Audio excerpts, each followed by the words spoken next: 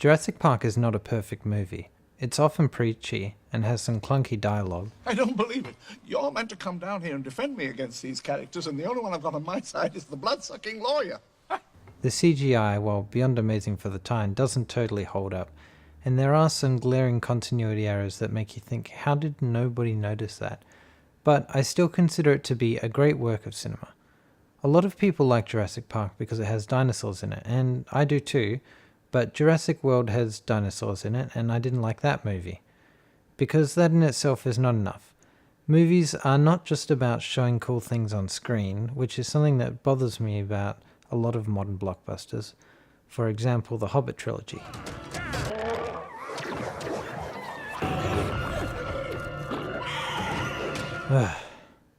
What I think makes Jurassic Park great is its ability to build emotions through cinematic techniques. Imagine this, an alternate universe where Jurassic Park was made very differently. We open on John Hammond in his park. He's driving around along with an investor in the Jeep, and they pass through the Brachiosaurus enclosure. They've both seen them before, but Hammond still thinks they're pretty marvelous. They then continue a discussion on the fact that they need to get certain people's approval, recommendations and endorsements for the park in order for it to be opened.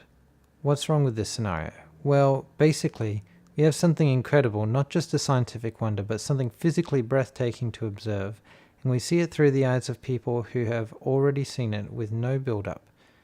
In minutes, you've ruined one of the main draws of your movie without affecting the plot at all. I really hate that man. In the actual movie, we don't see the first dinosaur until about 25 minutes into the movie. We first start out with a mysterious scene involving park staff transporting some dangerous creature into a new enclosure. We only get sparing glimpses of the creature through tiny gaps in the cage, but what we do learn is that it's incredibly dangerous. Everyone is armed with tasers in the dreary tropical rain at night with harsh spotlight lighting. The transfer goes wrong and a man is being pulled inside, the tasers seemingly ineffective, and the call is made to shoot the creature, killing it being the only way to stop it.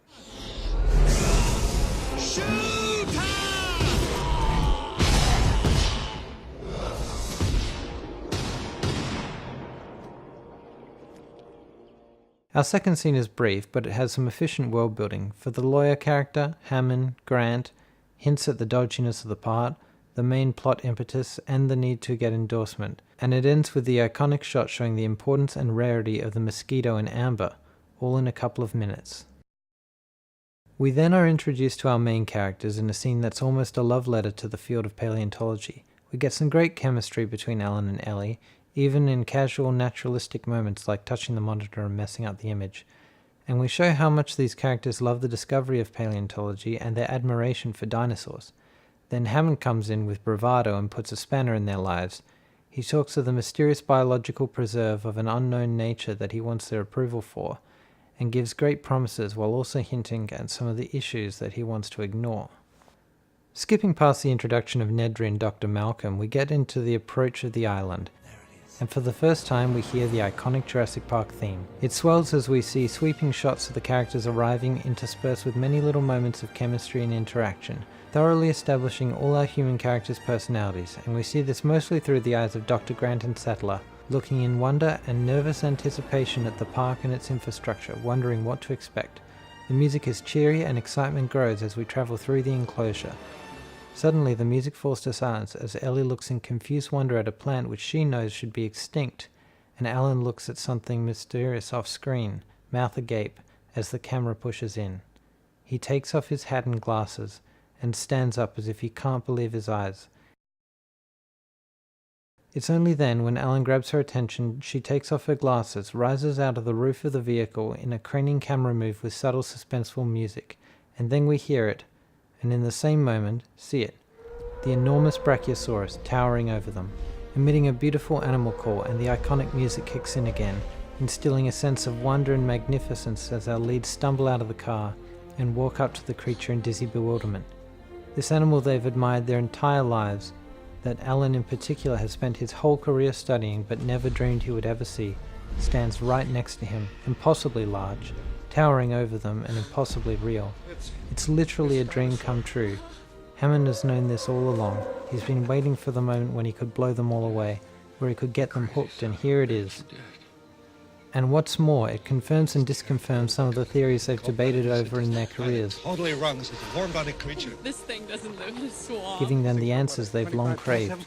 The full advantage of the tall 1.85 to 1 frame is taken as the towering Brachiosaurus rears up. Every character gets their own special moment, looking at what it all means to them, and Alan gets so overwhelmed he gets dizzy and has to sit down. Then we have the last push in on his face as the theme swells to crescendo and Hammond joyously exclaims, My dear Dr. Sattler, welcome to Jurassic Park.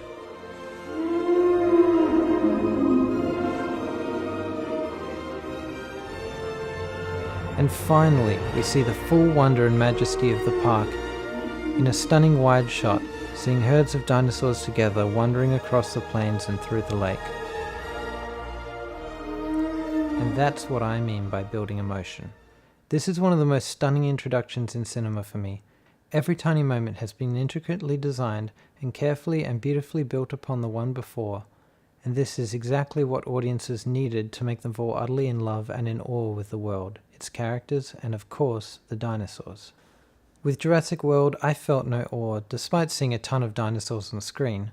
Of course, you can argue this is by design, although I would argue that deciding after a few years of existence people are no longer excited by the only dinosaur zoo in the world is both unrealistic and a bad idea for a movie predicated on the idea that dinosaurs are exciting, but even in areas where they're trying to build up a certain feeling, it just falls flat. Take the scene where the Indominus Rex escapes. They've been telling us how scary this creature is for the past 10 minutes, so it seems like they want to reveal it slowly and in a way that makes it terrifying. But what are they doing? The camera work here is just confusing to me. They won't show it at once, presumably because they want to create the fear of the unknown like the raptor in the first scene of Jurassic Park. And a moment later we see the head as well, in full bright daylight, and now we've basically seen the whole thing, but only in quickish moments.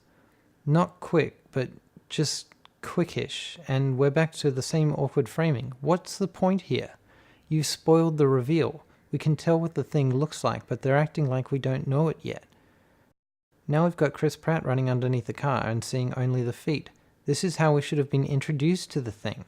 And honestly, this might sound a bit dark, but I laugh when this guy gets eaten. I mean, it's just done in such a goofy way.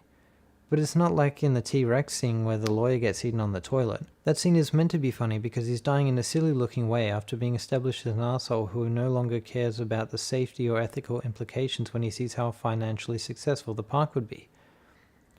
This guy's just a security guard doing his job. You don't want to laugh at that. Not to mention that the build-up to this escape is just a couple of minutes of characters drawing wild conclusions and then being surprised when they're wrong. If we look at the T-Rex scene in Jurassic Park, the mood is built up far more effectively. The setup actually starts way earlier when they start the tour and look out for the dinosaurs, but they're all no-shows. They spend a fair few minutes on this, setting up the goat being raised up for the slaughter, only for nothing to happen. We feel a certain empathy for the goat's inevitable doom. Then the storm comes in, setting a dark and somber tone. Then as they come back around towards the T-Rex paddock, the power goes out. The goat is still there. Hours later, and you feel bad for it, being stuck out in the rain. They wait and wonder if they'll get home that night, and then the far-off pounding starts, and the famous ripples in the cups of water.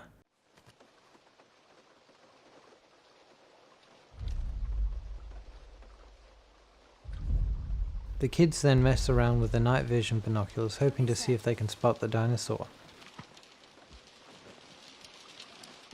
But instead of being frightened by something we can see, we're frightened by something we don't see. The goat. It's gone.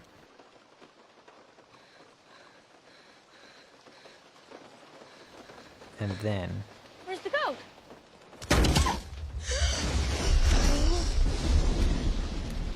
a single clawed finger drags on the fence right at the sign saying 10,000 volts, showing how useless it is now. That's when we finally see the Tyrannosaurus for the first time, swallowing the animal we've grown attached to, shadowed in the moody moonlight, and flecked with rain that oppressively beats down all around. That's atmosphere. And while less dangerous than the Indominus Rex, it feels more frightening because on top of the mood built throughout the whole scene, it acts unpredictably. It acts like a curious animal that's terrifying not because it's pure evil and dead set on killing literally every living thing in its path for no reason, but because you don't know what it's going to do next, and it's just so powerful that whatever it decides to do, all you can do is try and survive it without alerting it enough to make it do something worse. The visceral image of the mud sinking around the kids as the car gets crushed on top of them is far more terrifying than the dramatic chaos of the Indominus Rex attack, simply because it feels real. The Indominus Rex, its unnaturalistic behavior, its random science fiction fantasy abilities,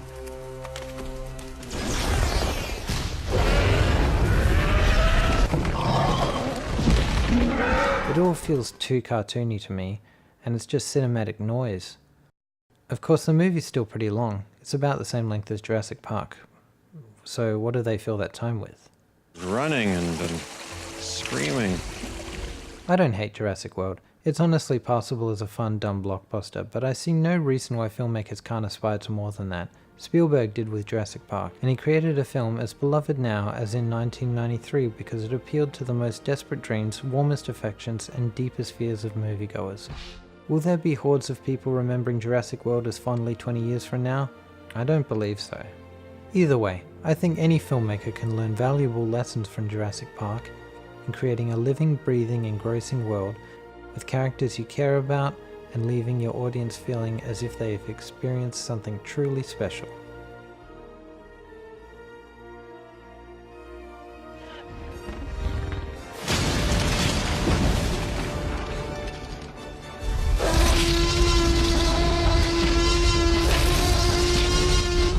And no, I haven't seen the new one.